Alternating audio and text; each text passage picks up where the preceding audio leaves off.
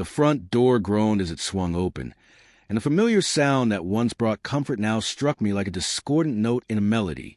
Sarah had returned later than usual, but that wasn't what unsettled me. It was her smile, bright, almost dazzling, the kind she usually saved for special occasions like anniversaries or the day we brought our puppy home. But this smile felt hollow, a carefully crafted mask that didn't quite reach her eyes. I was seated at my desk and study, the soft glow of my laptop casting a pale blue light across the room. For the past 2 weeks, I had been meticulously planning, scripting, and building. This wasn't a rash decision. It was a culmination of months of growing suspicion. Those fleeting glances at her phone when she thought I wasn't looking, the late-night work calls, and the widening emotional distance between us. It had been a slow burn, and now it had reached its breaking point. "Hey," she said, her voice unnaturally cheerful, pitched just a note too high. "How was your day?" I looked up from the screen, keeping my expression neutral, carefully composed. It was fine, quiet. Yours? I kept my tone even, despite the bitterness simmering beneath the surface. "Oh, the usual, just a lot."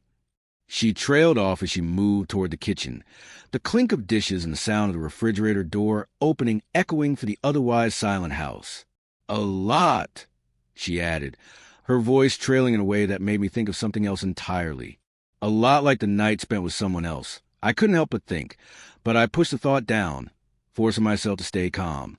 I let her busy herself in the kitchen for a few moments, the rhythmic sounds giving me time to collect my thoughts. This wasn't going to be a dramatic confrontation. I had moved past anger and sadness. What remained was a cold, calculated resolve. I didn't need to scream or yell. I wanted her to truly understand the weight of her betrayal. After a few minutes, she walked back into the study, a glass of wine in hand. Her smile had faded into something more uncertain, more fragile. She looked like a cornered animal, trying to assess the danger she sensed was approaching. "What are you working on?" she asked, her eyes flicking to my laptop screen. It was a casual question, but I could tell she was on edge. The website displayed on my screen looked innocuous enough at a glance. My coding platform, a site I'd spent countless hours building, the tool I was about to reveal. "Just a little project," I said, letting a small, almost imperceptible smile cross my lips. Something I'd been meaning to finish for a while. She leaned closer, her eyes scanning the screen. I could feel the tension radiating off her like heat from an open flame. "What is it exactly?" she asked, her voice laced with curiosity but edged with nervousness. I pushed my chair back and stood slowly. "I think it's better if I show you." I walked around the desk and placed my hands lightly on her shoulders. She flinched, her body stiffening at the touch as if it felt wrong, strange. I imagine it must have felt surreal to her, like she was watching a movie of someone else's life.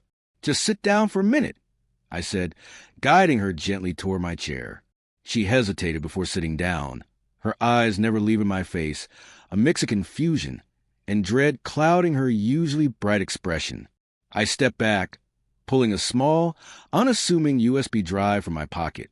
It held the culmination of weeks of careful planning. I plugged it into the side of the laptop, and the screen flickered as it displayed something new. What appeared was a website similar in appearance to many others, but with one key unique feature. It was a meticulously crafted database, a digital monument to her infidelity. I had uploaded a series of photos, grainy, distant shots, but there was no mistaking who they were of. They were taken at the bar she had visited the night before under the guise of a work event. But instead of working, she was laughing, touching, and kissing another man. However, the photos weren't the hardest part of the presentation. It was the interactive timeline below that truly captured everything. Every phone call, every text, every late-night outing she claimed was related to work over the past several months was documented there. Each entry had been meticulously time-stamped, cross-referenced with her phone's call logs and GPS data, and annotated with summary of what I now recognize as lies. The first entry was a phone call, a brief 2-minute conversation. It marked the beginning of it all, a call she made from the garage when she thought I was asleep. It seemed harmless, a simple call to arrange a lunch with a client.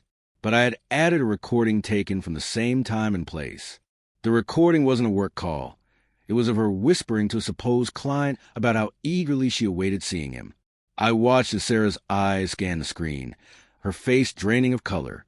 She stood frozen, terror overtaking her.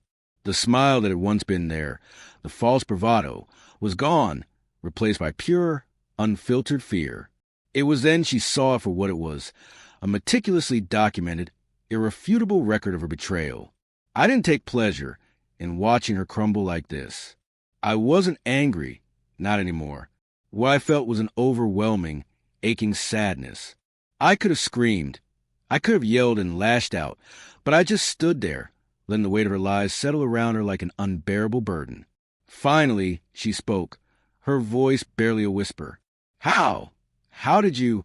I pointed to the screen. It's all there, Sarah. Every lie, every betrayal, every secret you try to hide. It's all laid out for anyone to see. I had made sure the website was publicly accessible, so it wasn't just me who would see it. It was everyone, her friends, her family, her colleagues. They were all going to witness the fallout of her actions. It would ripple through her life like a tidal wave, leaving nothing untouched. No, she choked, her hand over her mouth in horror. No, you can't do this. Please, I'm begging you. Tears streamed down her face, but I felt nothing. Her tears were as hollow as the promises she had made to me. I had been expecting this. I had even rehearsed my response, knowing exactly what I was going to say. I wouldn't give her the satisfaction of a dramatic outburst. I'm not the one who decided to do this, Sarah. I said, my voice calm and controlled. You made your choices. Now you get to live with the consequences. She lunged at the laptop, her fingers frantic on the keyboard, trying desperately to shut it down, to erase everything. I stepped back, watching her in silence, a passive observer to her frantic attempts to undo what she had done. I'm sorry I'm so sorry, she sobbed, her voice breaking. I didn't mean to hurt you. It was just a mistake. A mistake, she called it. A mistake. What she had done wasn't a single error. It was a calculated act of deception, carefully planned over months. And now she reduced it to a mere word. The thing about mistakes, Sarah, I said, taking a step closer, my eyes locking onto hers, is that they're supposed to happen once. You didn't make a mistake. You did this repeatedly, knowingly, with intent. And now, I paused, letting the weight of my words settle in. You get to face the consequences. Without another word, I turned and walked away, leaving her there, a broken, sobbing mess in front of her digital confessional. I didn't look back. I didn't need to. The damage was done.